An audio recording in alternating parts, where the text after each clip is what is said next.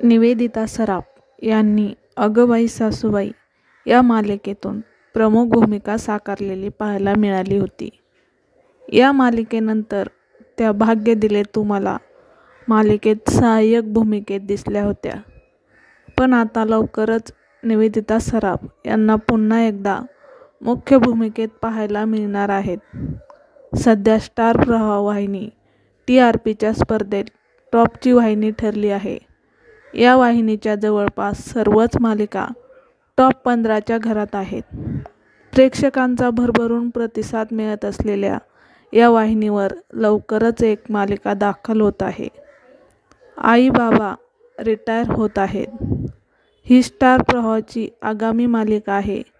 या मालिकेचा पहिला प्रोमो प्रेक्षकांच्या भेटीला आला आहे, ज्यात निवेदिता सराफ आणि मंगेश कदम प्रमुख भूमिकेत पाहायला मिळत आहेत.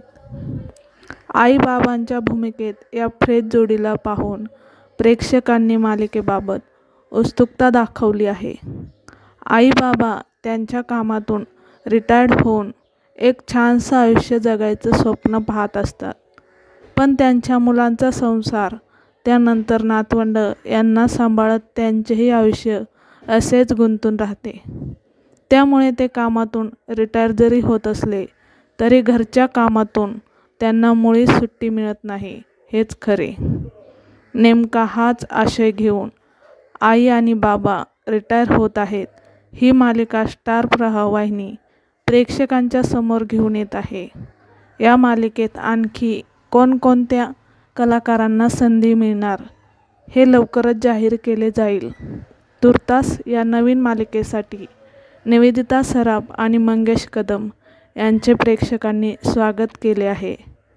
या मालिकेत काहीतरी छान पाहायला मिळेल अशी एक आशा प्रेक्षकांनी व्यक्त केली आहे.